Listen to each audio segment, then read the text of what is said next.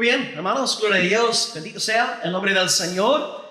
Un saludo para todos si no estuvisteis anoche. Soy Will, sigo al Señor ahí en Almería, Palabra de Vida, así que es un gusto estar con vosotros. Yo creo que el pastor canta con una voz hermosa. Si sacaras un disco, me lo compraría, A ver si hacemos un dúo. Amén, aleluya. ¿Cuántos vais a comprar el disco?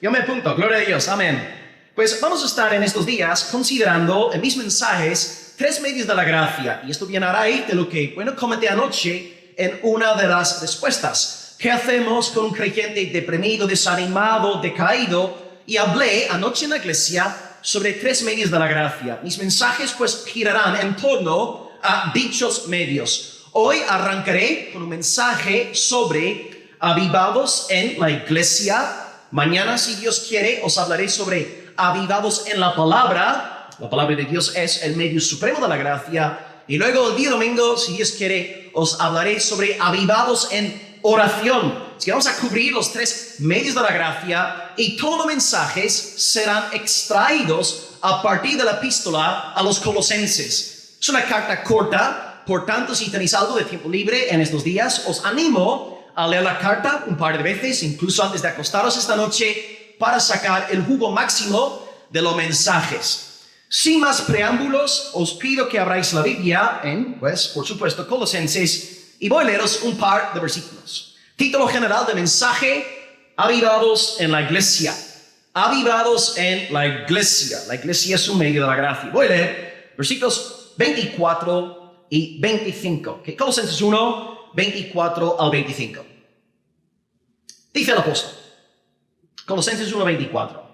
Ahora me gozo en lo que yo padezco por vosotros, y cumplo mi carne lo que falta de las aflicciones de Cristo por su cuerpo, que es la iglesia, de la cual yo fui hecho ministro, según la administración de Dios que me fue dada para con vosotros, para que anuncie cumplidamente la palabra de Dios. Mañana os daré más datos introductorios a Colosenses. En esta tarde me conformo con deciros lo siguiente. Colosenses fue una carta redactada en el año 61, cuando Pablo está en un contexto de encarcelamiento. Y los 3 temas centrales de la carta son los siguientes. Número 1, el señorío de Jesús sobre la iglesia y sobre la creación. El señorío de Jesús sobre la iglesia y sobre la creación. Tema número 2, el peligro de falsos maestros místicos y legalistas. El peligro de falsos maestros con tendencias legalistas y místicas. Y tema número 3, la necesidad de vivir una vida cristiana santa arraigada en Cristo. La necesidad de vivir una vida cristiana santa arraigada en Cristo. El versículo clave de la carta se ubica en el capítulo 2, versículo 6, donde Pablo resume los 2 ejes centrales de la carta. Dice el 2:6, por tanto, de la manera que habéis recibido al Señor Jesucristo, andad en Él. Antes del 2:6, Pablo habla sobre las bendiciones de estar en Cristo, de recibir a Cristo, y a partir del 2:6 en adelante, él habla sobre cómo andar en Jesús. En las cartas paulinas tenemos esta división entre doctrina y ética. Arranca con doctrina y luego prosigue a la obediencia.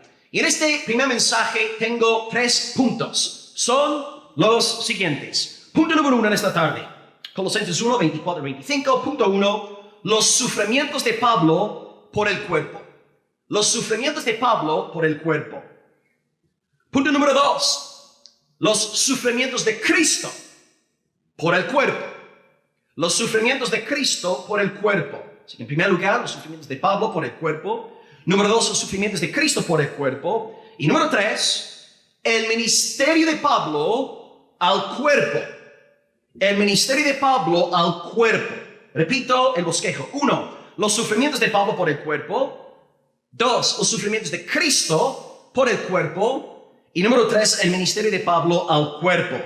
Os comento que yo escribí este mensaje hace 1 mes y medio, 2 meses, en la semana cuando una muchacha latinoamericana salió en las redes y se hizo ultra famosa porque estaba delante de una iglesia con un póster que se leía literalmente: yo creo en Dios, pero no en la iglesia. Y en cuestión de unas pocas horas, la imagen se hizo viral. Yo no sé cuántas millones de veces se llegó a compartir aquel mensaje. Y cuando estaba preparando esta predicación, no podía sacar la imagen de esta muchacha bien equivocada de mi mente. Y espero al acabar hoy este mensaje que tengáis bien claro que una persona que genuinamente ha nacido de Dios toma en serio la iglesia. No podemos decir creo en Dios, pero no en la iglesia. Vamos a ver que un verdadero creyente sirve y sufre por la iglesia. Ok, amados, empiezo con el primer punto y arrancamos ya con este retiro. Primer punto, los sufrimientos de Pablo por el cuerpo. Leo versículo 24. Ahora me gozo en lo que padezco por vosotros. Hasta ahí. Ahora me gozo, dice Pablo, en lo que padezco por vosotros. Ya para comenzar tenemos una declaración bien extraña. Pablo dice que se goza en el sufrimiento. Esto es muy curioso. Yo me gozo en lo que padezco. Contexto. Pablo está en un estado de encarcelamiento. Y él está diciendo que yo aquí en la cárcel estoy sufriendo por amor a vosotros. Yo estoy aquí por anunciar el evangelio fielmente, pero estoy dispuesto a sufrir por ti, a por vosotros, y encima me gozo en el padecimiento. El comentarista John Nielsen dice lo siguiente: Pablo se regocija aquí, no por lo que padece, sino por el bien derivado de sus padecimientos. En un tiempo Pablo había infligido a otros hombres tales sufrimientos y ahora él los acepta a fin de ganar a los hombres para Cristo. Este es un cambio notable. O sea, Pablo aquí no es un sadoquista, él no se está gozando en el sufrimiento en sí, sino en el bien derivado de su sufrimiento, que es la salvación de almas y la edificación del cuerpo de Cristo, concretamente aquí en la ciudad de Colosas. O sea, tú y yo podemos ver de entrada que Pablo no vivía como un egocéntrico, narcisista, diciendo creo en Dios, pero no creo en la iglesia, porque él estaba dispuesto a sufrir por amor al pueblo del Señor. Tenía la mentalidad de soportar aflicción por la causa de Cristo. En vez de estar en casa llorando por todos los hermanos que le habían hecho daño, que le habían criticado, difamado, aquí tenemos un apóstol dispuesto a sufrir como un hombre de Dios por amor a la iglesia del Señor. No se apartó de la iglesia por culpa de los Judas Iscariote. Seguía sirviendo, entregándose en cuerpo y alma a la causa de Dios y a la iglesia. Os digo, amados, aquel que de verdad conoce a Cristo no se aparta de la iglesia por falsos hermanos. Persevera en la iglesia, permanece en la iglesia, llora con la iglesia, sufre con la iglesia y sufre por la iglesia, como en el caso de Pablo. Pablo, pues, tenía un corazón Dios-céntrico y eclesiocéntrico. Y aquí vemos, pues, hermanos, el amor del Espíritu Santo en Pablo. Y podemos ver incluso su amor hacia la iglesia antes de llegar al versículo 24. Si os fijáis, por ejemplo, en los primeros versículos del capítulo, Pablo dice en el versículo 2, yo deseo que la gracia y la paz de Dios estén con todos vosotros. Me gusta, ¿no? He subido aquí. Anoche pasó algo que ha sucedido hoy entre vosotros y casi todos os habéis acercado a mí diciéndome, paz del Señor, está guay, ¿no? Está guapo, es bíblico, amén, lo hacéis muy bien, hermanos. Y así era Pablo, paz del Señor, gracia del Señor, es un saludo bíblico. Pablo quiere que la iglesia creciese en gracia y en paz. Luego en versículo 3 Pablo dice, oro por vosotros, siempre y ruego al Señor por vosotros. Luego versículos 9 al 14 constituyen una hermosa oración de ruego, de súplica a Dios por la iglesia en Colosas. O sea, Pablo amaba la iglesia, no era un asalariado. Él sabía lo que era amar a la iglesia, orar por la iglesia, negarse a sí mismo por la iglesia. Y os comento, queridos hermanos, que 4 o 5 años antes de redactar esta carta, Pablo escribió otra epístola llamada 2 de Corintios. Esa carta fue redactada en el 56. Y si estudiáis el capítulo 11 de 2 de Corintios, vais a toparos con una larga lista de sufrimientos apostólicos, Cosas que Pablo soportó por amor a la iglesia. Os voy a leer algunas cuantas cláusulas de 2 Corintios 11, del 24 al 28. A ver si alguien se siente identificado con esta lista de padecimientos. Y aquí un hombre que no se alargó a la iglesia. Un hombre que después de sufrir todo lo que estoy a punto de leer, no dijo, creo en Dios, pero no en la iglesia. Cito a Pablo. 2 Corintios 11, 24. De los judíos 5 veces he recibido 40 azotes menos 1. Madre mía. 3 veces he sido azotado con varas. Una vez he sido apedreado. 3 veces he padecido naufragio. Una noche y un día he estado como náufrago en alta mar. He estado en caminos muchas veces. He estado en peligros de ríos, peligros de ladrones, peligros de los de mi nación, peligros de los gentiles, peligros en la ciudad, peligros en el desierto, peligros en el mar, peligros entre falsos hermanos. Dice yo constantemente en trabajo y fatiga. Luego dice yo en muchos desvelos, en hambre y sed, en muchos ayunos, en frío, en desnudez. Y luego acaba diciendo, versículo 28, y además de todas estas cosas, lo que sobre mí se agolpa cada día, la preocupación por todas las iglesias. Ahí está un verdadero hombre de Dios. Ahora contrasta esta actitud teocéntrica, eclesiocéntrica, con la muchacha esa latinoamericana que dice, cree en Dios, pero no cree en la iglesia. El problema con la gente así es que no han nacido de nuevo. Son egocéntricos, son narcisistas, viven enamorados de sí mismos, obsesionados consigo mismos, y por eso no quieren saber nada de sufrimiento por la iglesia de Dios. Si tú eres un verdadero creyente, estarás dispuesto a sufrir por el Señor.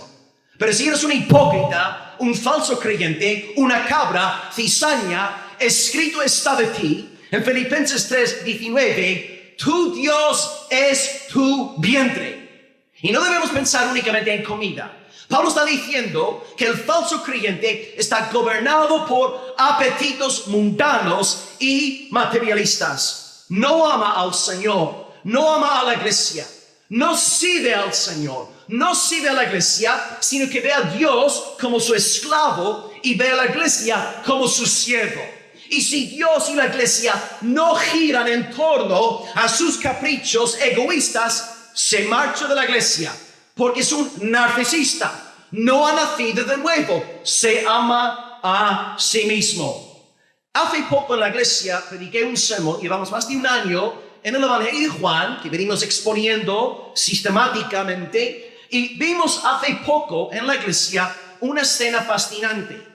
Cuando Cristo había alimentado a los 5,000, comparto esta ilustración para corroborar lo que estoy diciendo, en cuanto a verdaderos creyentes y falsos creyentes. Jesús había alimentado a 5,000 varones, eso es impactante, o sea, por 15,000 personas en total, y se ve que Jesús había realizado un milagro en Betsaida. Entonces él mandó a los discípulos a subir a la barca y viajar hacia Capernaum, al otro lado del lago, del mar de Galilea. Y los que habían comido saben que Jesús no había subido a la barca porque él subió al monte de Betsaida para orar al Padre.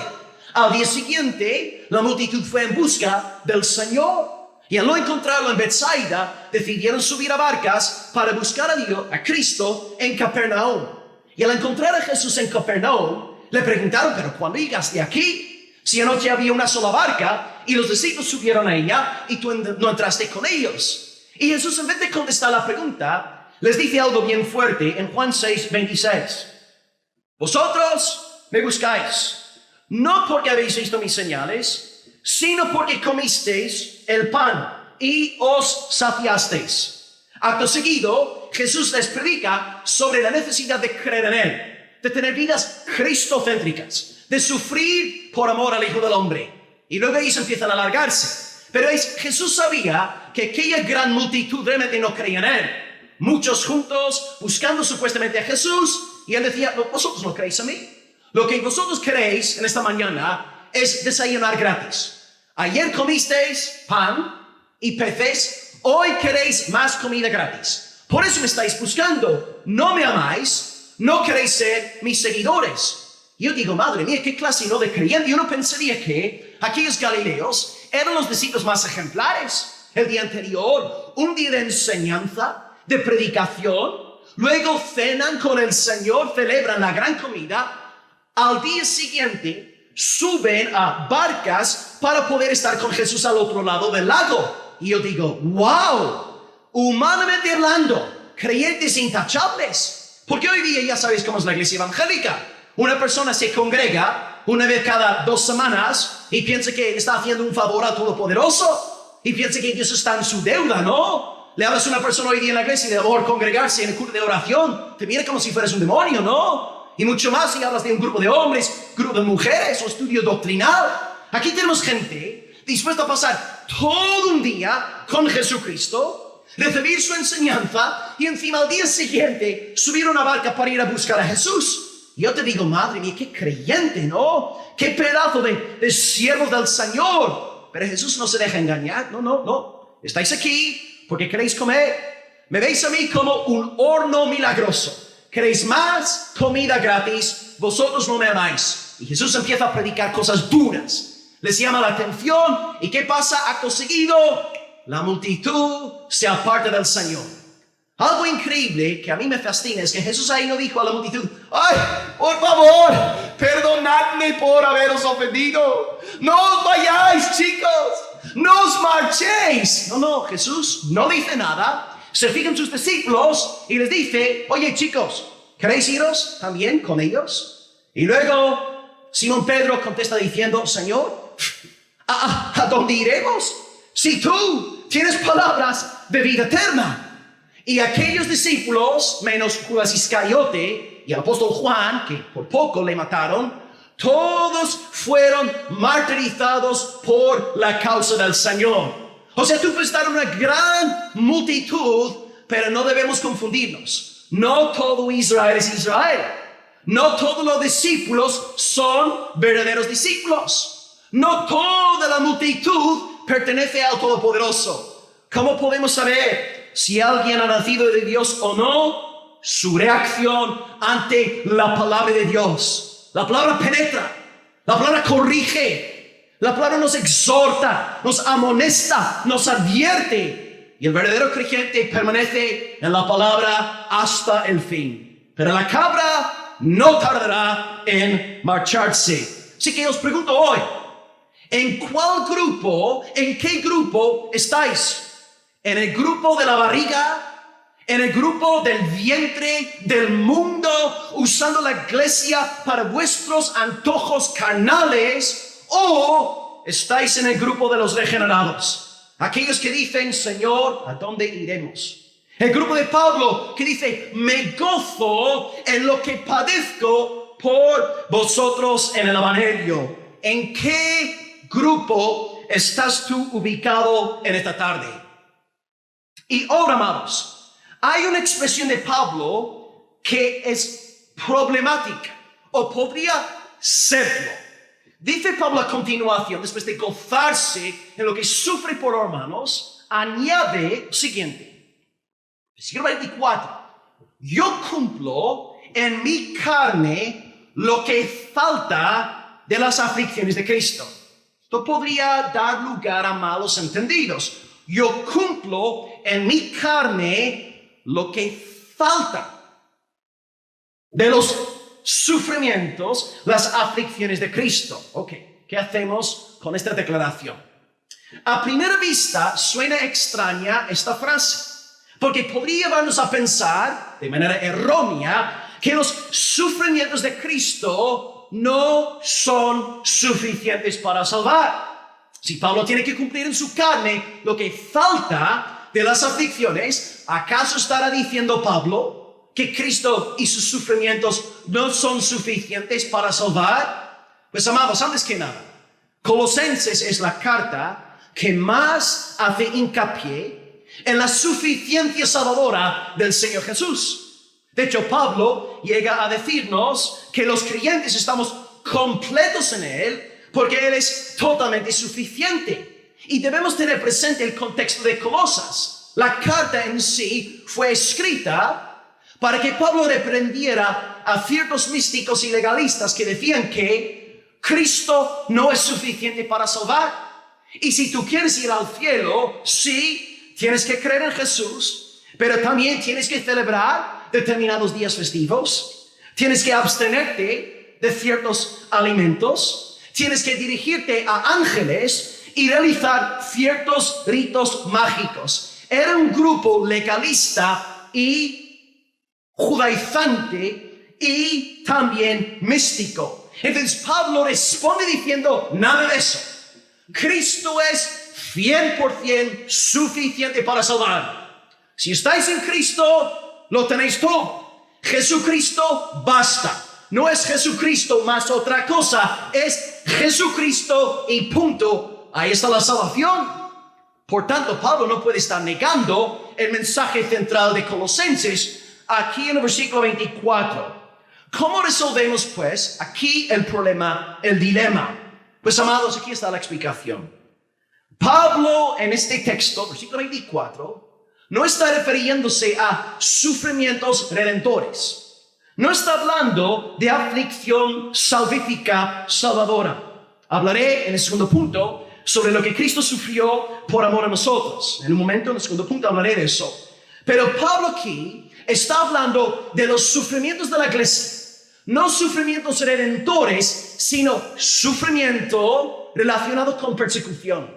Y estos sufrimientos se desatan desde la ascensión de Cristo hasta su segunda venida. Y la iglesia es llamada a sufrir hasta que Cristo no vuelva por segunda vez. Pero estos sufrimientos no ganan nuestra salvación. Cristo es el único que ganó nuestra salvación. Es el único que nos redime. Pero si somos de Cristo, somos llamados a sufrir por el Señor. Cito aquí al comentarista William Hendrickson, explicando esta cláusula. Dice William Hendrickson: el apóstol Pablo está sufriendo estas adversidades en el lugar de Cristo, ya que Jesús no está aquí en la tierra para sobrellevarlas. Debemos tener en mente que a pesar de que Cristo rindió una completa satisfacción a Dios por medio de sus aflicciones redentoras, con todo, los enemigos de Cristo no quedaron satisfechos. Odiaron a Jesús con un odio insaciable y deseaban añadirle más aflicción. Pero dado que Cristo ya no está aquí en el mundo, las saetas de los enemigos van destinadas especialmente a sus seguidores. En este sentido, pues, los cristianos sufren en el lugar de Jesús. Ahí está la solución. Cristo sufrió perfectamente para ganar nuestra salvación. Y nuestros sufrimientos no agregan a la obra salvadora de Jesús. Pero por medio de los sufrimientos, en el sentido de persecución, entendemos que Cristo también está siendo, en cierto sentido, perseguido. Por ejemplo, ¿os acordáis de cuando Dios le llamó, Jesús le dice, Saulo, Saulo, ¿por qué Pero Pablo no estaba persiguiendo literalmente al Señor Jesucristo. ¿A quién estaba persiguiendo Pablo? A los creyentes. ¿Veis, amados? Cristo está en el cielo, pero sufre en el sentido de persecución por medio de su amada iglesia. Para ir terminando pues este primer punto, os aclaro que el verdadero creyente está dispuesto a sufrir por amor al Señor. Pero estos bichos espirituales que salen diciendo creo en Dios pero no en la iglesia, nunca han sufrido un solo día por el amor del Señor ni por amor al evangelio. Pablo dice en su última carta, por cuanto se siente decapitado por los siervos de Nerón, 2 Timoteo 2:10, versículo 10, todo lo soporto por amor de los escogidos, para que ellos obtengan la salvación que es en Cristo Jesús con gloria eterna.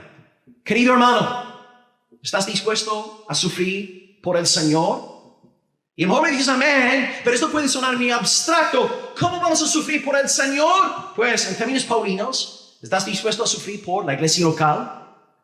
Si no te congregas nunca con tu iglesia, si tu pastor no te ve nunca en la iglesia, ¿cómo piensas soportar aflicción por amor a la iglesia?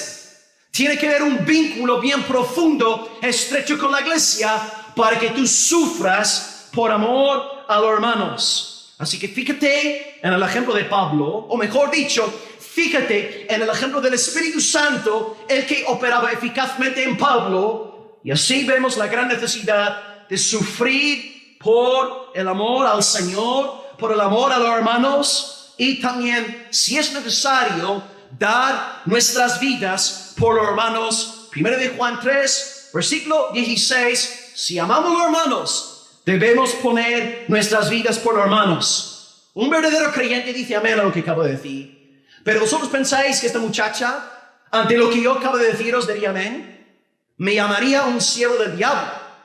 Me llamaría un demonio por lo que acabo de decir. No, llamados a sufrir afrenta, a ser rechazados por amor al Señor. Pero el verdadero cristiano acepta este llamamiento y sabe que hasta que no deje este mundo, su llamamiento es un llamamiento al padecimiento. Y el Espíritu Santo nos capacitará para soportar afrenta por amor al Señor. Bien, iglesia. Sí, amén, aleluya, amén. Hay que amenear estas verdades. Bien, santos, vamos a saltar ahora y pasar al segundo punto. Hemos contemplado en primer lugar los sufrimientos de Pablo por el cuerpo. Ahora, en segundo lugar, los sufrimientos de Cristo por el cuerpo. Mi meta ahora es enseñaros que no solamente Pablo soportó aflicción por amor a la iglesia, sino que Jesucristo, nuestro modelo a seguir, además de ser nuestro Redentor, Él también soportó aflicción por amor a la iglesia. Voy a volver a leer una parte del versículo 24. Dice Pablo, las aflicciones de Cristo por su cuerpo, que es la iglesia. Ok, hemos hablado de los sufrimientos de Pablo. Me gozo en lo que yo padezco por vosotros. Ahora, los padecimientos del Señor Jesús. Las aflicciones de Cristo por su cuerpo, que es la iglesia. Ok, en primer lugar hablamos de Pablo. Él sufre, os he comentado que la iglesia es llamada a sufrir hasta la segunda venida. Prueba de esta realidad es la última cifra, las últimas cifras sacadas por Puertas Abiertas.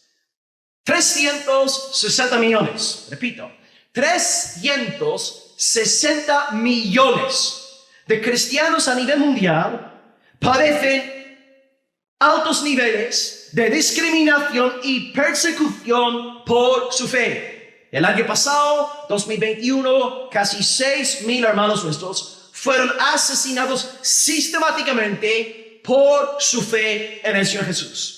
Colosenses 1:24 sigue vigente hoy. Somos llamados a padecer, a sufrir por amor al Señor. Pero el que está enamorado de su comodidad nunca sufrirá por amor al Señor. Y ahora, ¿por qué la iglesia es llamada a sufrir? Porque su cabeza, su Señor, su capitán, su Salvador sufrió, padeció por amor a la iglesia. Bien, Cristo sufrió. Pablo habla aquí de aflicciones. Lo que quisiera hacer en este segundo punto es hablar sobre 6 pasos en lo que llamamos la humillación de Cristo. Si compráis cualquier libro de teología sistemática, la de Luis Berkhoff, la de Wayne Grudem, la que están ahora traduciendo en castellano de Joel Pickey, veréis que en la cristología dividen los estados de Cristo en 2 secciones. El estado de humillación, que espero ahora desglosar, y en segundo lugar, el estado de glorificación. 6 pasos en la humillación de Cristo para que apreciéis lo que el Señor Jesús ha hecho por amor a su iglesia y por amor a vuestras vidas. Y vamos a ver aquí que como regla general, los evangélicos nos equivocamos porque pensamos que el sufrimiento del Señor, la humillación, tiene que ver con su pasión, con el Getsemaní, con el Calvario, y es correcto hasta cierto punto, pero voy a enseñaros a partir de la palabra que los sufrimientos, que la humillación de Cristo empezó incluso en la eternidad pasada. 6 pasos. Paso número 1. La primera muestra de humillación en Cristo. Número 1. La decisión de encarnarse. En la eternidad pasada, Dios el Padre, Dios el Hijo, Dios el Espíritu Santo moraban en perfecta armonía, felices, bendecidos, amándose mutuamente en un gran baile de amor sagrado y santo. Y en aquel momento, en la eternidad pasada, por falta de mejor expresión, yo sé que eternidad pasada es un oxímoron, ¿no? Pero digo esto para que me entendáis. Cristo toma la decisión en la eternidad pasada de encarnarse. Su humillación. Ahora, ¿con qué fin? ¿Con cuál propósito? Escrito está, 1 Timoteo 1, versículo 15, palabra fiel y digna de ser recibida es esta: que Jesucristo vino al mundo para salvar a los pecadores. Sí, señora, aleluya. Cristo pues se humilla en la eternidad, tomando la decisión de salvar a la raza caída de Adán y Eva. Paso número 1, la decisión en la eternidad de encarnarse. La humillación no empieza en el Getsemaní. Paso número 2, en la humillación del Señor. Su nacimiento. O si preferís el término teológico, su encarnación, y aquel verbo se hizo carne. Juan 1, versículo 14. Ahora, ¿por qué es el nacimiento de Jesús un acto de humillación? Dos respuestas. Respuesta número 1. El nacimiento de Jesús es un acto de humillación porque, 1, Cristo se coloca bajo la ley. Gálatas 4:4. Jesús nació de mujer y nació bajo la ley. Oh, hermanos, menuda paradoja. El legislador universal, el juez soberano, se somete a la ley que él mismo promulgó. Menuda humillación. Ahora, ¿por qué? Porque Cristo se colocó bajo las santas exigencias de la ley de Dios. Cito la respuesta de Luis Berkhoff: para cumplir sus obligaciones federales y penales en el nombre de su pueblo. En palabras sencillas, Cristo cumplió la ley en lugar de su pueblo. Y esto significa pues que no solamente quita nuestro pecado el Señor, sino que nos viste de una justicia positiva delante del Padre. Porque si Jesucristo solamente se contentara con quitar tu pecado, tú serías como Adán antes de la caída. Neutral, ni positivo, ni negativo delante de Dios. Tú, para entrar en el reino de Dios, necesitas contar con una justicia positiva. Ya que Jesucristo cumplió la ley perfectamente en tu lugar. Yo sé que es increíble lo que estoy a punto de decir. Y si no tenéis el Espíritu Santo, no vais a ser capaces de creer lo que estoy a punto de deciros. Pero si vosotros tenéis fe en Cristo, esta justicia de Cristo está puesta en vuestra cuenta. Os es imputada todo vuestro pecado, puesto sobre los hombros del Salvador, y su perfecto mérito es transferido a vuestra cuenta. Bendito sea el nombre del Señor. Cristo se humilla, sometiéndose a la ley en tu lugar, para que tú ahora seas la justicia de Dios. Hermanos, yo me conozco. Yo conozco mi corazón. Yo sé que soy vil, que soy depravado por naturaleza. Y queridos hermanos, os puedo decir, sin arrogancia, sin prepotencia, sino siendo profundamente humillado, y a través de la fe os digo, yo soy la justicia de Dios para la gloria del Señor Jesucristo. Y si tú tienes fe, tú también eres, aunque suene difícil de creer, tú has llegado a ser la justicia de Dios en Jesucristo. ¿Quién condenará la justicia de Dios?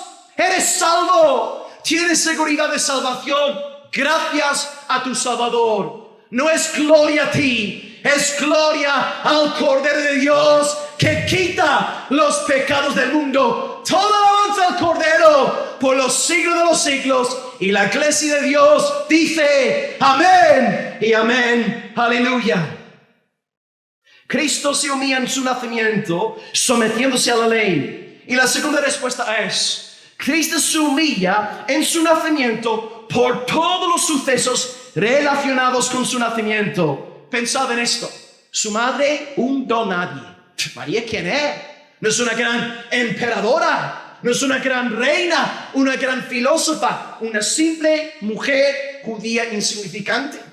¿Dónde nace Jesús? En un pueblo desconocido llamado Belén. No nace en la ciudad imperial de Roma o la capital filosófica del imperio ahí en Atenas, ni siquiera en Jerusalén, en un pueblo olvidado llamado Belén. Y ya que su madre era virgen, Jesús toda la vida estaba siendo acusado de ser un bastardo. ¿Os acordáis en Juan 8? Los fariseos dicen de él: nosotros no somos nacidos de fornicación.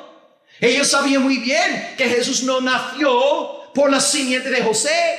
Humillación, nace en Belén, nace de María, es considerado un bastardo. Y luego es visitado por unos pobres pastores en un pesebre, en un establo, porque no había lugar para ellos en el mesón. Por tanto, nuestro Cristo, nuestro Rey, nació rodeado de ovejas, de caballos, de vacas. Aquel establo olía a orina, a estiércol. Ahí nace el tesoro del cielo. Porque Cristo nace en dichas condiciones: humillación. ¿Y sabéis más, hermanos? Poco después de nacer, el rey Herodes quiere linchar a Jesús. Y José se levanta con María y huyen a Egipto. Amados hermanos, ¿qué pinta el Hijo eterno de Dios escondiéndose en Egipto? Humillación, la humillación del Señor Jesucristo. Paso 1, la decisión eterna de encarnarse. Paso 2, lo que hemos comentado, su nacimiento. 1, bajo la ley. 2, toda la vergüenza asociada con su nacimiento. Paso número 3, la humillación del Señor. Los largos años de silencio. Aquí tenemos al Hijo de Dios trabajando como carpintero. Aquel que creó los árboles ahora se dedica a dar forma a la madera. Y ahí tenemos un varón, 30 años viendo a pecadores todos los días, oyendo palabrotas, charlas inmorales. Jesucristo en un mundo de perversión, de maldad. 30 años viendo pecado, oyendo a pecadores. Ahí está el Señor. Y encima Jesús es criado no en Belén, que para los judíos tenía cierto renombre por ser un pueblo de David, pero Jesús es criado en Nazaret de Galilea. Galilea fue una región criticada y menospreciada por los judíos de pura cepa en el sur. Y es más, era de Nazaret, un pueblo menospreciado por los propios galileos. ¿Os acordáis de Natanael? Cuando le dijeron que habían encontrado al Mesías, Jesús de Nazaret. Y este Natanael, que era galileo, dice en Juan, versículo 46, de Nazaret puede salir algo bueno. O sea, ¿veis, hermanos? No solamente era galileo, sino nazareno. Humillación. Aquí está Cristo, 30 años viendo pecado, siendo un nazareno y cumpliendo de nuevo con su llamamiento a sufrir por nosotros. Y ahora, paso número 4, el ministerio público de Jesús. Nuestro Señor es bautizado por el hermano Juan en el río de Jordán. Aguas sucias, menospreciadas. ¿Os acordáis cuando Eliseo le dijo a Naamán que se lavara en el Jordán? La primera reacción de Naamán fue: ¿no, acaso no tenemos muchas aguas mejores en Siria? ¿Y quieres que me lave en estas aguas asquerosas del Jordán? Ahí tenemos a Jesús pasando por las aguas del Jordán, identificándose con los pecadores, porque claro, él no tenía pecado, de que arrepentirse. Humillación.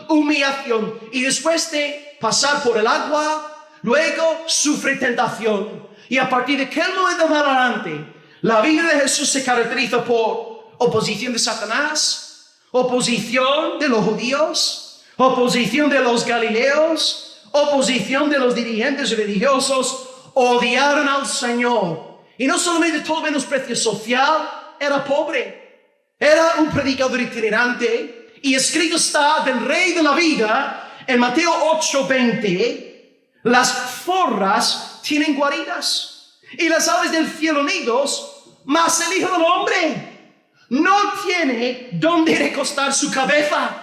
Cristo fue humillado. Y ahora paso número 5. Y tendemos, como creyentes, a asociar únicamente el sufrimiento, la humillación de Cristo con este quinto punto. Y espero que ahora hayáis podido ver que mucho antes de la semana de la pasión, Cristo fue grandemente humillado desde la eternidad pasada hasta su pasión. Quinto punto, la pasión. Cristo pues aquí sufre en el Getsemaní, derramando estas gotas de sangre que hablan de una angustia de alma, presión interna poco común. Es traicionado por uno de sus discípulos en quien había sembrado 3 años y medio de su santa vida. Luego es condenado falsamente por la autoridad de sus días, entregado a los romanos para ser azotado, torturado y finalmente crucificado para que se cumpliera lo escrito de él en Gálatas 3:13. Maldito todo el que es colgado en un madero. Y queridos hermanos, aunque suene increíble, hay algo peor que rechazo social. Hay algo peor que estar ahí colgado desnudo, siendo un objeto de burla. Lo peor que sucedió en la cruz fue el abandono del Padre. Escrito está en Marcos 15, versículo 34, palabras que nos tienen que poner la piel de gallina. Dios mío, ¿por qué me has desamparado? Y por primera vez en la historia de la bendita, hermosa, gloriosísima Trinidad, Dios el Padre y Dios el Hijo experimentan separación, y todo por amor a nosotros. ¿Por qué Cristo experimenta el abandono del Padre? Porque Jesús nos enseña en Marcos 10, versículo 45, el Hijo del Hombre no vino para ser servido, sino para servir y dar su vida en rescate por muchos. Gálatas 2:20, el Hijo de Dios me amó y se entregó a sí mismo por mí. Ahí está la razón por la cual Dios el Padre abandonó a su Hijo en la cruz. Nuestro pecado lo hizo por amor a nosotros, por amor a su grey, por amor a su novia, a su esposa. Y con razón Pablo dijo, todo lo soporta por amor a los escogidos. Porque Cristo también dijo, todo lo soporto por amor a los escogidos. Y de nuevo os pregunto, ¿cómo reconcilio esta declaración con una persona narcisista, egocéntrica, diciendo, yo creo en Jesús, pero no creo en la iglesia? Falso, hijo del diablo, cizaña, Judas Iscariote del siglo XXI. El verdadero cristiano, como su maestro, se humilla y sufre por amor a la congregación del Dios viviente. Y paso número 6, para completar la humillación del Señor, tenemos la sepultura. El último paso en la humillación de Cristo. Queridos hermanos, he aquí la tumba del Nazareno. He aquí el cadáver del Hijo de Dios. ¡Wow! Antes os pregunté retóricamente, ¿qué pinta Dios escondiéndose en Egipto? Ahora os pregunto de nuevo, ¿qué pinta, damas y caballeros, el autor de la vida difunto en un sepulcro? Una sola respuesta: humillación. Humillación. ¿Y por qué? Por amor a la iglesia de Dios. Para que nosotros no viviéramos más en el temor a la muerte. Hebreos 2, versículo 14. Jesús participó de carne y sangre para destruir por medio de la muerte a aquel que tenía el imperio de la muerte, esto es, al diablo. Y así Jesús libra a todos los que por el temor de la muerte estaban toda la vida sujetos a servidumbre. Cristo fue al sepulcro para que tú supieras que en vida y en muerte tú eres del Señor. Por tanto, amado cristiano, en tu lecho de muerte no tienes que estar angustiado, preocupado. Tú puedes salir de este mundo como mi querida bisabuela, que estaba en su lecho de muerte entonando himnos de alabanza al Señor. Mi corazón entona la canción. Cuán grande es Él, cuán grande es Él. Así se muere una mujer de Dios, cantando alabanzas a su Señor. En vida, hermano, eres del Señor.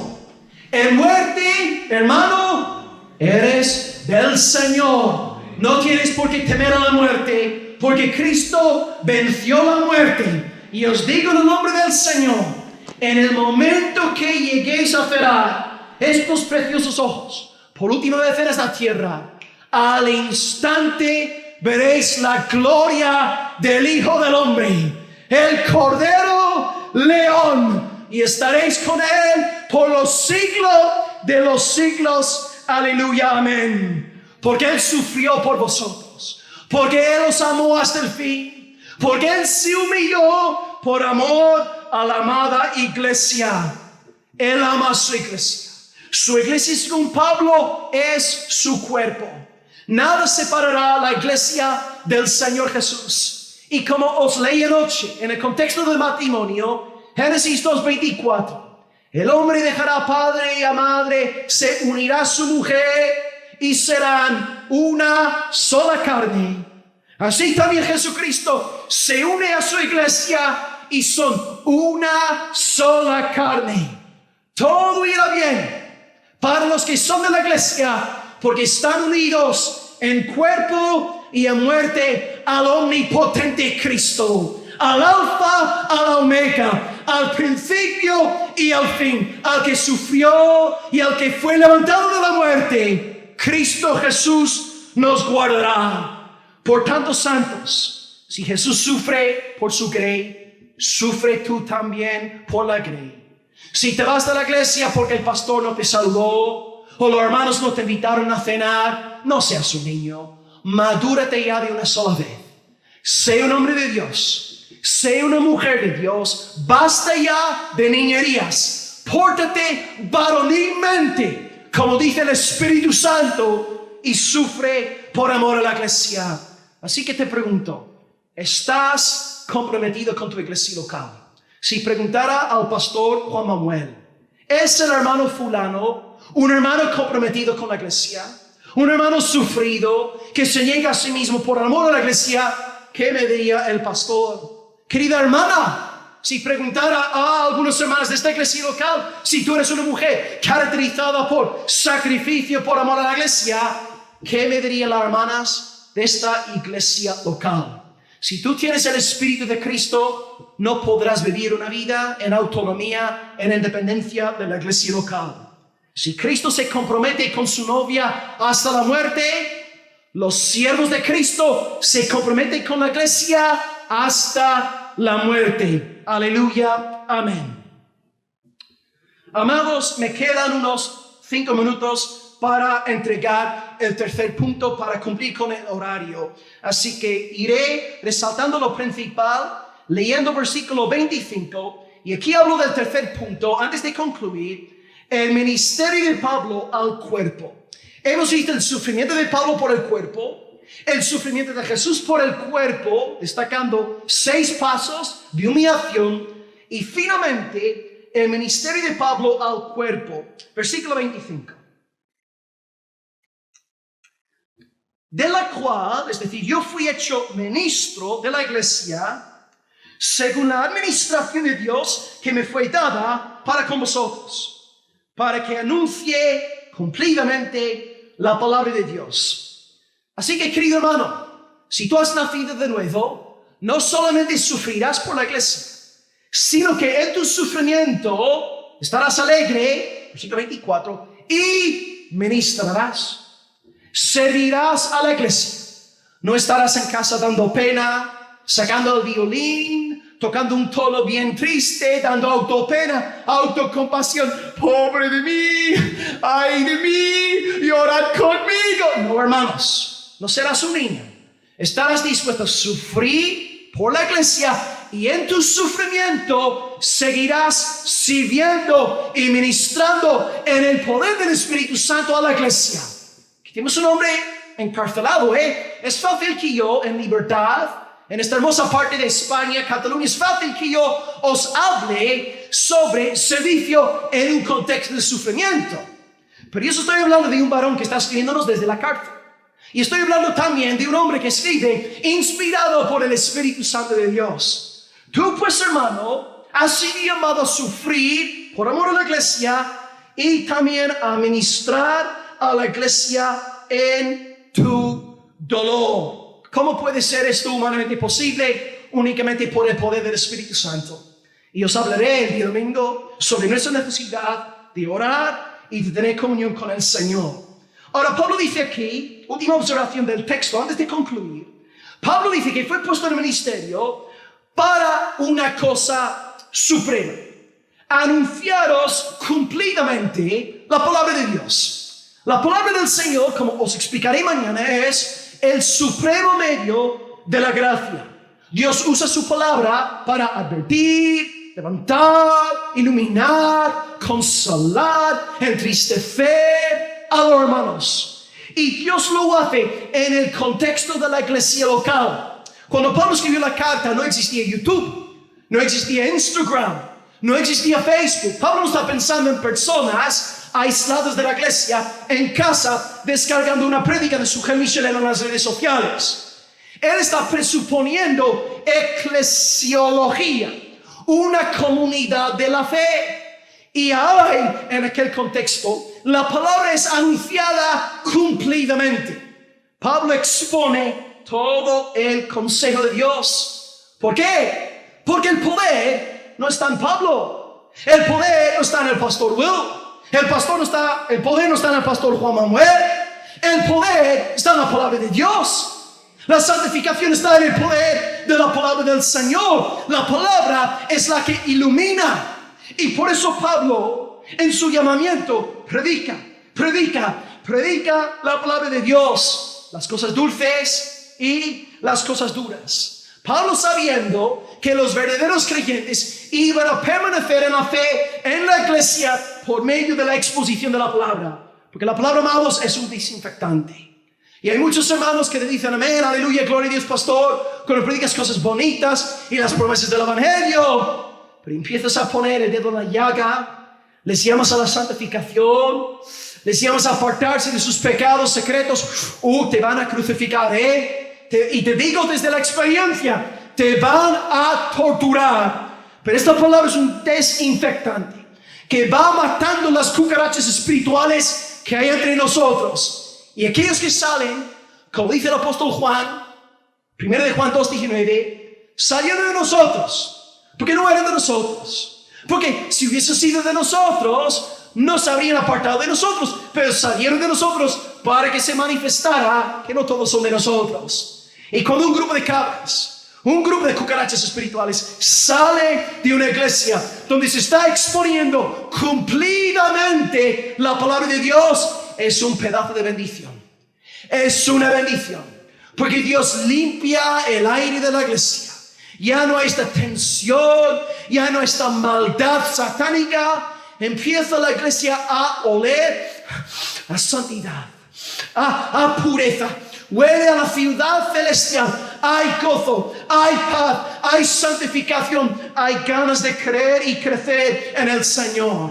Así que pues, como iglesia, si vamos a ser una iglesia como la de Colosas, necesitamos la palabra. Y cuando Lucas habla de las actividades de la iglesia primitiva, en Hechos 2:42, destaca en primer lugar la doctrina de los apóstoles. La palabra de Dios es el supremo medio de la gracia, y os explicaré esta frase mañana en mi sermón. Por tanto, amados, no abandonéis la iglesia.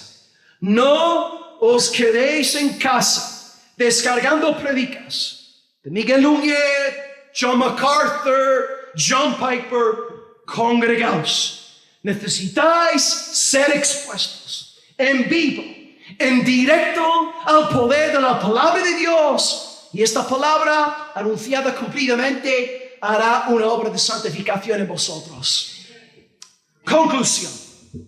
Hoy hemos estudiado 3 puntos. Los sufrimientos de Pablo por la iglesia, los sufrimientos de Cristo por su iglesia y el ministerio de Pablo a la iglesia. Con todo, creo que ha sido bastante fácil entender que una persona genuinamente nacida de nuevo, una persona verdaderamente del Espíritu Santo, sufre por la iglesia, llora con la iglesia, pero no se aparta de la iglesia. Y hemos visto pues que esta frase que se hizo viral en las redes, yo creo en Dios, pero no creo en la iglesia, delata un espíritu satánico, narcisista, egocéntrico, y espero que no haya nadie aquí en esta tarde con esta mentalidad infernal de decir sí creo en Dios y sí creo en Cristo y sí creo en el apóstol Pablo, pero no creo en la iglesia.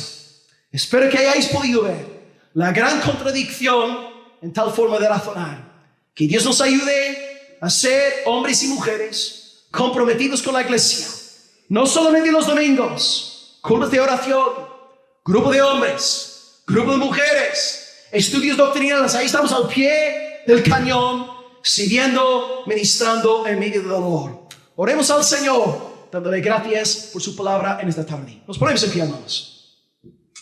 Aleluya, Señor. Gloria a Dios.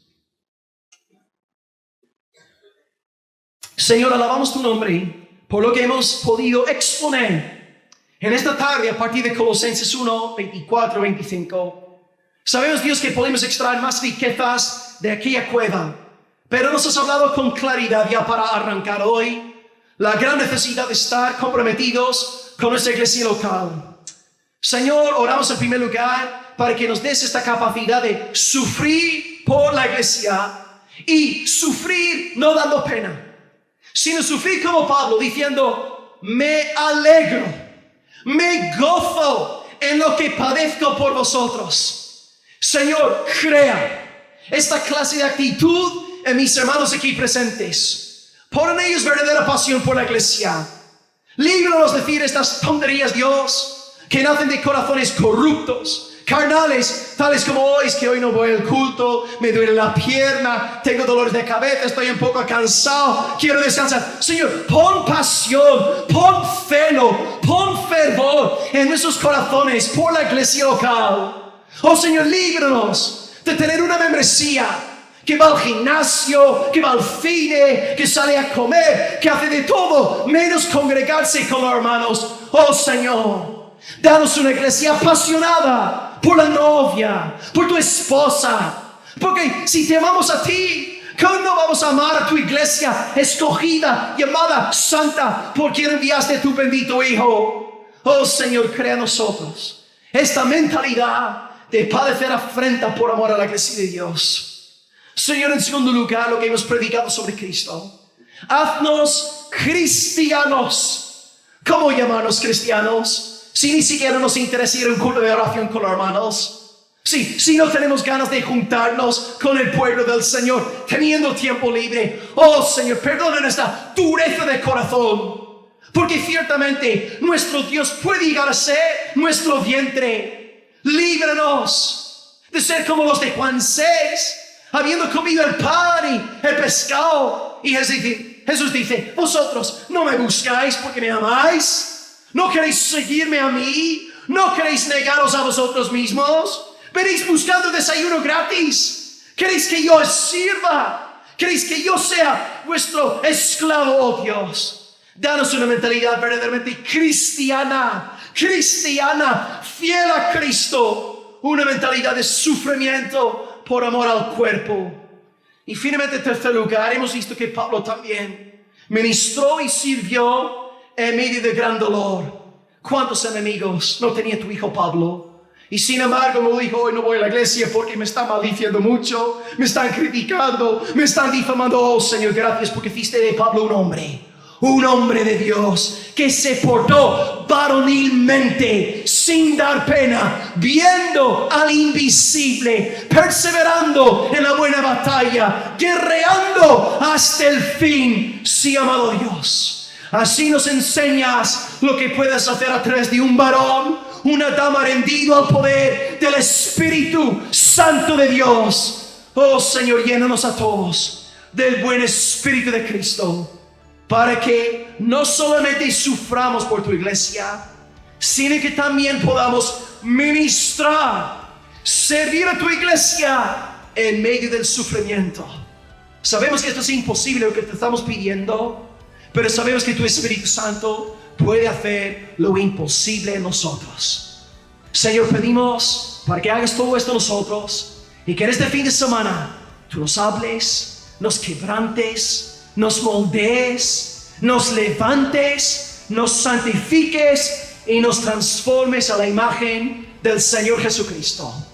Te lo pedimos todo en su nombre y para su gloria. Y la iglesia de Dios dice amén y amén.